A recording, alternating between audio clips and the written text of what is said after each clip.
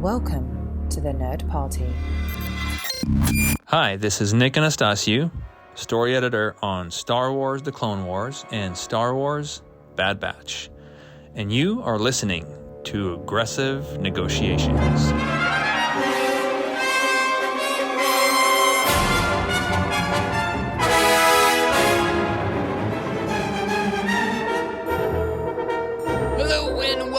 Aggressive Negotiations coming at you live from Florin tonight. Oh gosh, I gotta say that the pirate ale flowing here with Hondo is flowing like wine, and with me, as he is every single week, is the one and only Jedi Master, John Mills.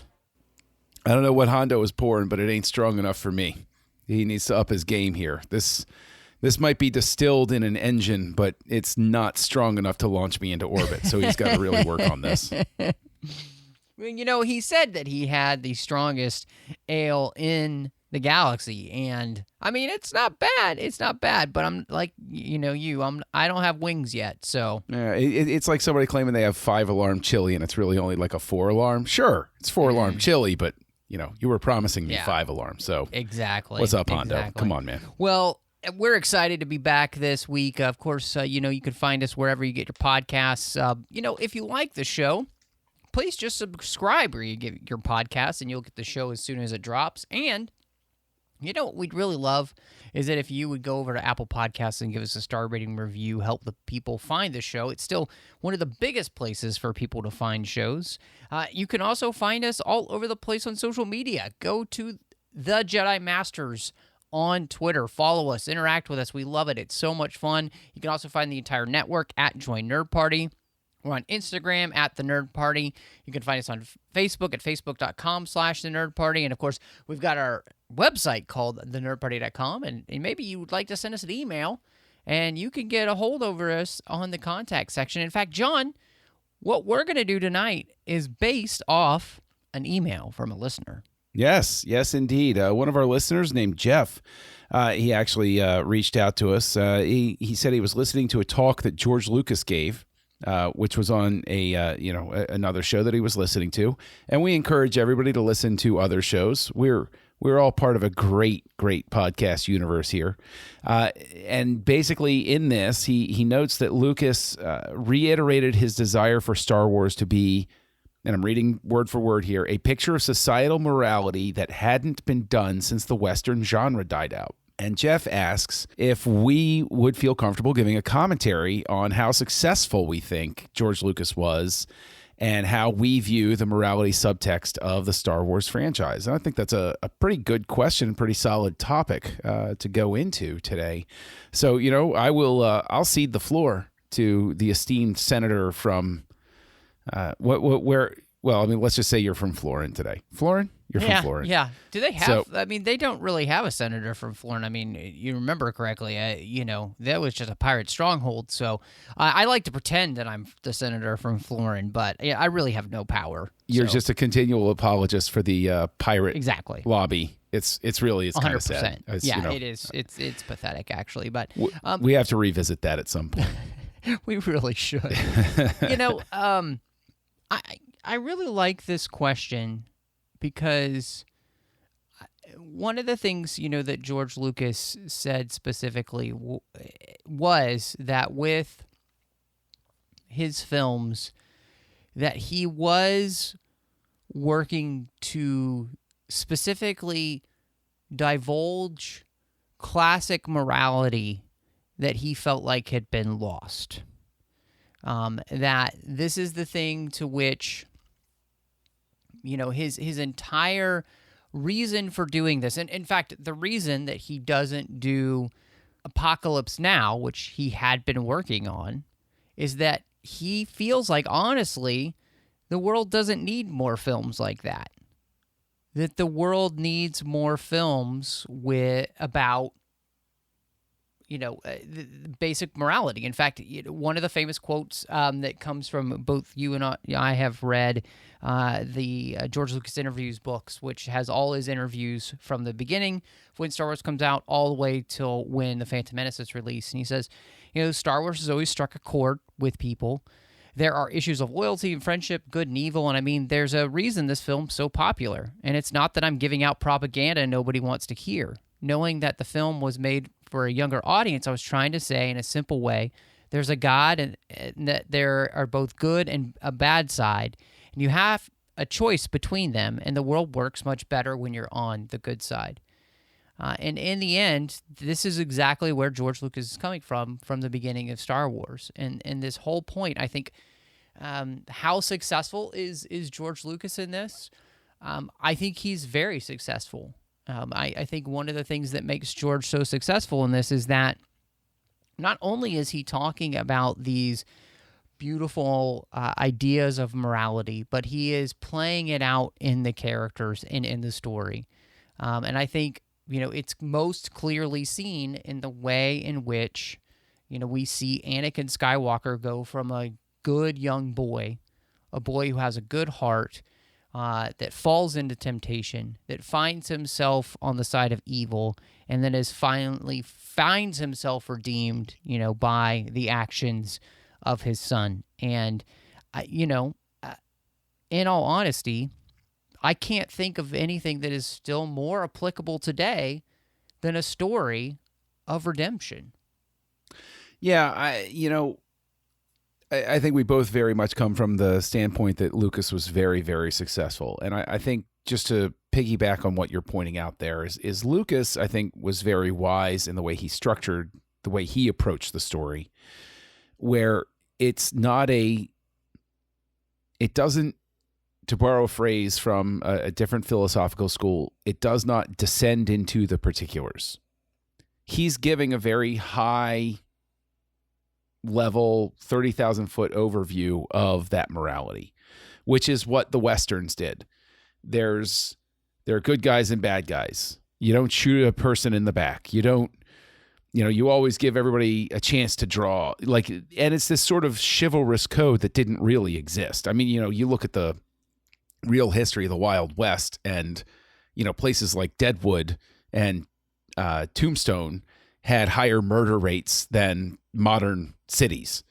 Like, people were just killing each other left and right. Like, it wasn't a happy time, and they weren't necessarily good people going out on those frontiers, right? They were tough, they were hard edged, but they were also not always, Billy the Kid, for Pete's sake, right? But the movies that they made about the Western, just like the movies that occur now or used to occur now. I mean, we tend to look back at things with slightly more cynical eyes now. But movies that look back on the past used to be structured like Grease or American Graffiti or movies like that. Or, the 60s movies from, the ones from the 80s that looked back on the 60s. They tended to look back with slightly softer nostalgic eyes, because time seemed quote unquote simpler. And since time seems quote unquote simpler when you're a kid, the moral lessons that you learn are always high level, right? Speaking as a parent, you don't go down on one knee and talk to your 5-year-old about the intricacies of the economic system and who it affects in what way. You just say, well, Daddy has to go to work today so that we can have a house, right? And then you just sort of go further from there. And I know I'm sort of long-winded at this point, because all of it is to say that I think Lucas is tremendously successful, and I think that Star Wars endures specifically because he doesn't wade into, he purposely does not wade into the deep water. He pushes the boat out and says, okay, start rowing. That's the direction you want to go. This is what you do. And, as I've said before, half jokingly, George Lucas is like a second father in the sense that his movies reinforced lessons that my own parents were trying to teach me when I was a kid. Right. Well, I was thinking about the way in which this evolves too, which I think is really interesting in Star Wars, because obviously, we start off, I think, in a very kind of classical way with the original trilogy. Mm-hmm. And then I do think that in the prequel era, we do start to get a little bit more particular.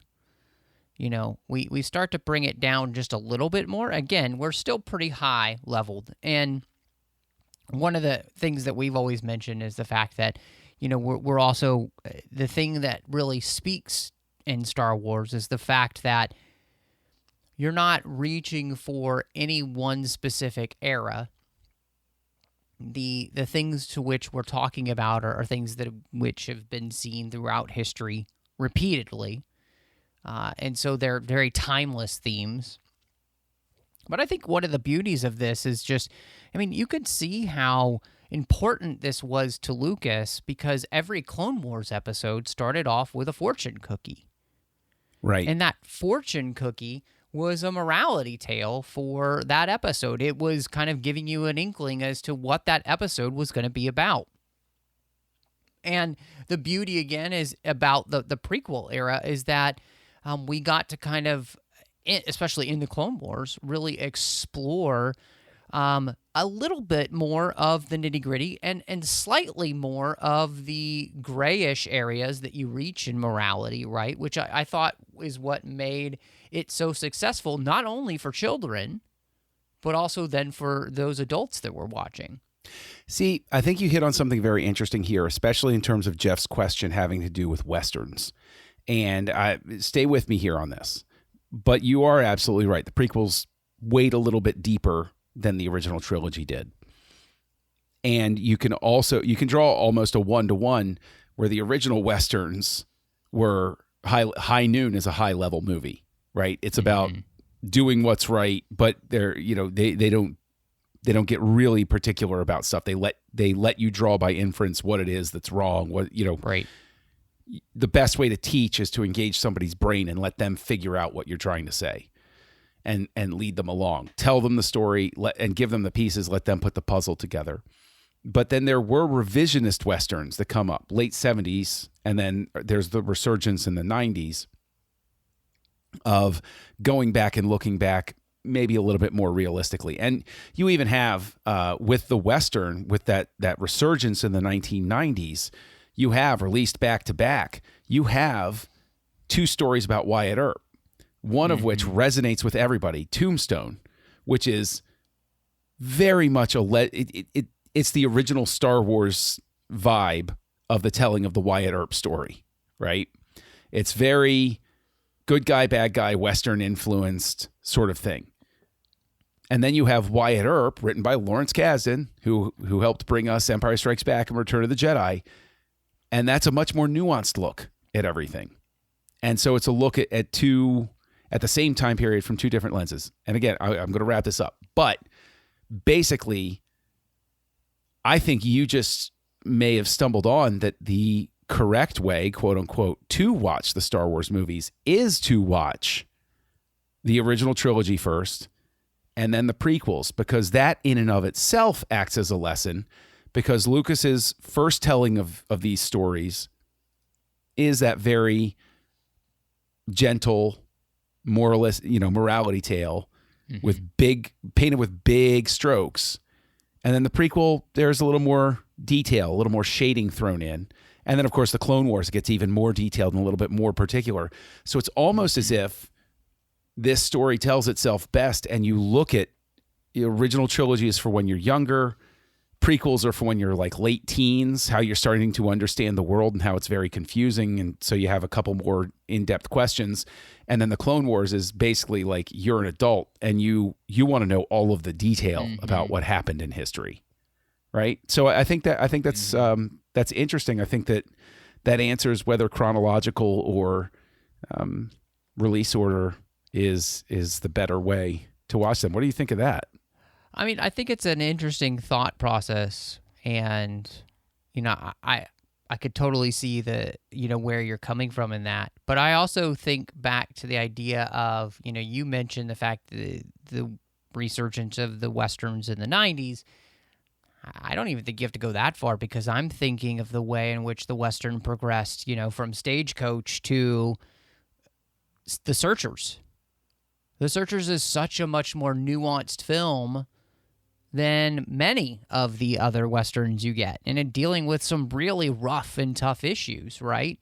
And so I feel like almost, in many ways, that's exactly what even the original trilogy does. You go from this kind of wonderfully almost idealistic movie in the original Star Wars, then you get to this kind of more desperate film in the Empire Strikes Back, which we always note does end on a hopeful note. It doesn't end sad, it just ends melancholy. And then, of course, you get to the resurgence and the triumph of Return of the Jedi. And so even in that, I do think you kind of have that. But I can definitely see what you're saying. I don't know if that means it's definitive, obviously, for chronological or release order. But I do just think that what it shows is that you can also see the way in which morality in some ways kind of gets a little bit easier in a world where there are kind of only two sides in the original trilogy, right? There's fascism, and everybody else against that. It's that simple. It's very cut and dry in that way, right? But the prequel era shows the way in which that ideal of fascism can become something that people gravitate towards, like it becomes that thing to which shows us the reason why people might actually accept that and actually welcome it when it comes, right? And so, again, in that as well, there are more than one faction. There are a bunch of different factions, and it shows the way in which, breaking all that down, you come to the place that you do in the original trilogy era. So, I do think it's just really fascinating the way in which George gets to continually re-explore his universe as he went on, and again, kind of breaking it more and more open. I mean, the prequel trilogy does that, but then, of course, the Clone Wars just blows that wide open to really get in and explore every side. Because, when Revenge of the Sith opens and it says there are heroes in both sides, that's exactly what you see play out in the Clone Wars. And you get to understand that not everybody on every side is either just good or evil, right? And so there's that real beauty in that. And I think it gives the nuance to then be able to take those themes to which George has been talking about since the original trilogy and ramp them up and really have some great discussions with your kids at that point. Yeah, well, I mean, even if you take a look at the Western itself, to your point about the Searchers, that there's a lot of nuance there. But even when you look at, the Man with No Name trilogy, there's very much, at the end of it, the thing is set, while the Civil War is going on. And there's this very melancholic meditation on the nature of the fact that, there are two sides killing each other for no good reason. There's sort of the pointlessness of war. And what I think is complicated and interesting is Star Wars has, I think, at its core, an anti-war sentiment, but almost a fatalist acceptance that it's unavoidable, that war is going to come, right? No matter what you do, no matter how long you put it off, the fight is going to be there. There's a storm coming, Mr. Wayne. And it's how, I mean, we can, do sort of like deep dive on that sort of stuff. But I mean, I think that does get to the Western. I think that the shame is that people hear what Lucas's inspiration points were. And I think that the component that needs to go with that, and we've talked about how you can see the different influences and stuff like that, but I think that a necessary component is essentially Lucas being a teacher at heart. He's giving an assignment to us. He's saying, well, Westerns are where I got my influence. Kurosawa's where I got my influence.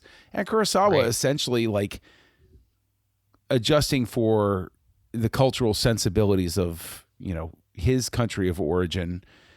There are some sincere similarities between samurai films and Westerns. Right. I remember there was a professor of mine who wrote a book called Milton's Teeth and Ovid's Umbrella. Michael Olmert. It was delightful, delightful man, and a delightful book. I don't know if it's still in print. But he specifically talked about how the word sheriff comes from Shire Reeve, and he says he draws these historical comparisons, and he illustrates how the samurai story and the Wild West story are remarkably similar in terms of how they're constructed and sort of the traditions that they come from. And sort of speaking to that idea of there are certain universal things that happen within any society as it organizes itself. And so I think what the important thing is when Lucas says, well, the Western is, a touchstone here. I think that the Star Wars films in toto, but very specifically the stuff that is either Lucas or most devoted to Lucas's visions, when you watch Westerns as a genre, you actually get insight into the Star Wars films themselves.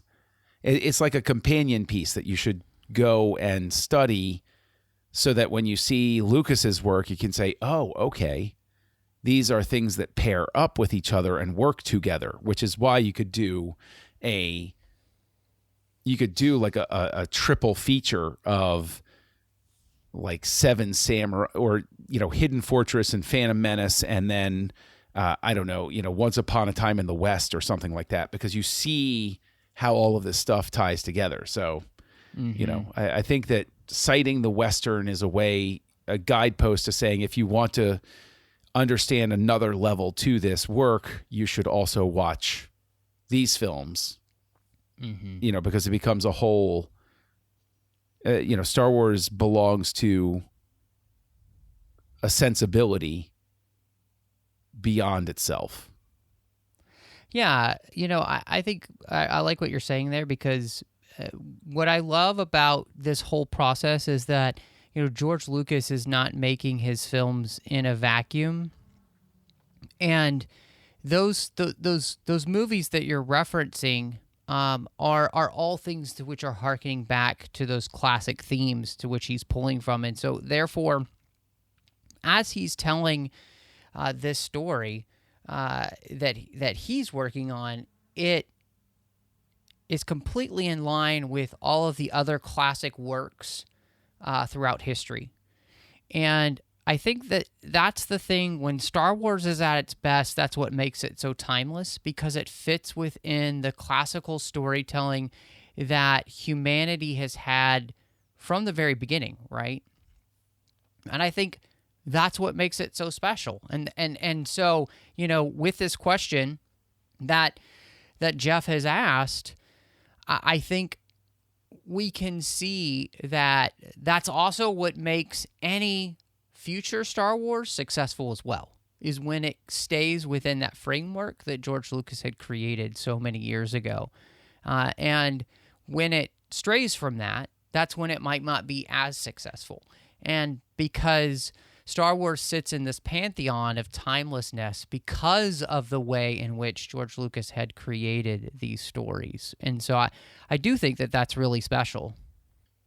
I'm going to offer one minor edit, because I know that when you say, not you, this is an editorial you, when you or I or anybody else, when that word successful gets attached to, different Star Wars stories and everything, I would say let's amend that to say accessible, right?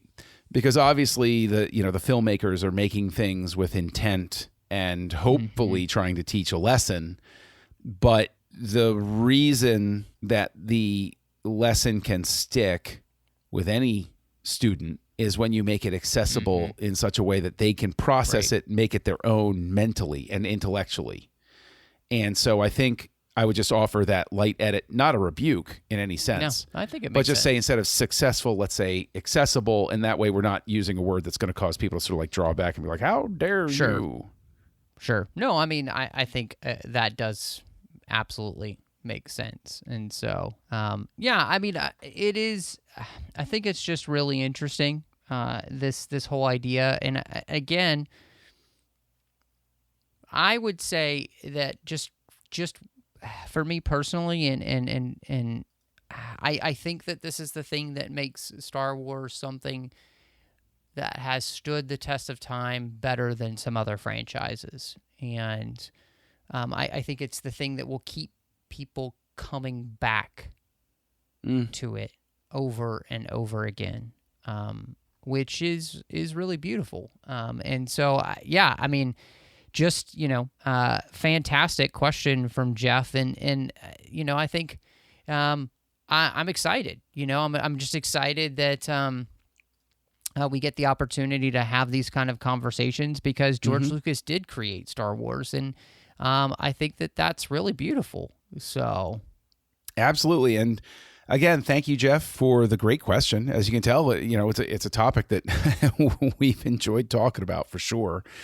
We'd love to get everybody's take on it. As Matt said at the beginning, at the Jedi Masters on Twitter, drop us a line at thenerdparty.com/contact.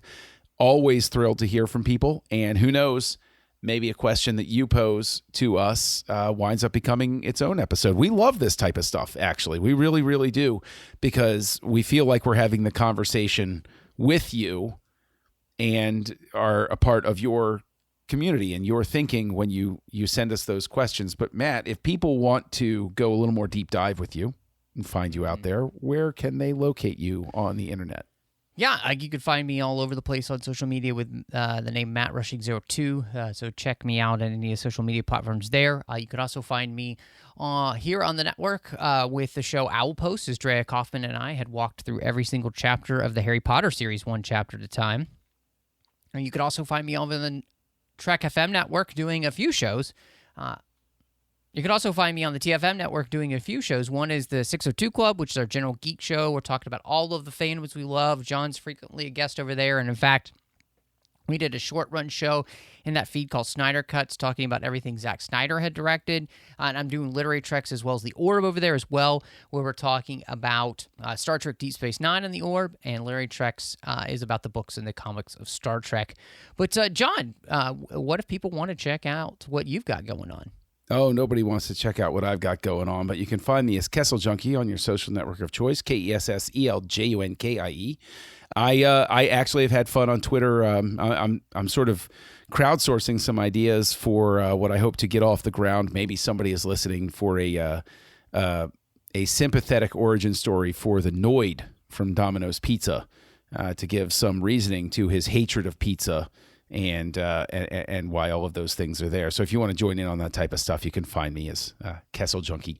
And of course, you can find me here on the network, co-hosting House Lights, which is a series wherein we go through the works of directors from beginning to quote unquote finish. If they're still producing, we'll we have to open up those files again from time to time. But it's a lot of fun. We look at the works of directors through their entire careers. So you can catch me over there. But someplace you will not catch me is in the Jedi Temple cafeteria this week, because they have decided to stop serving bantha steaks in.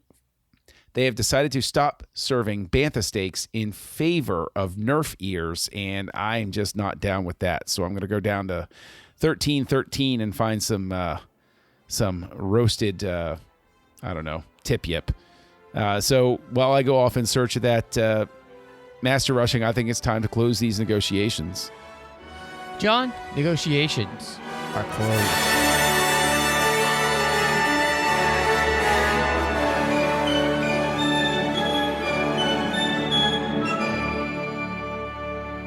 Join the revolution. Join the Nerd Party.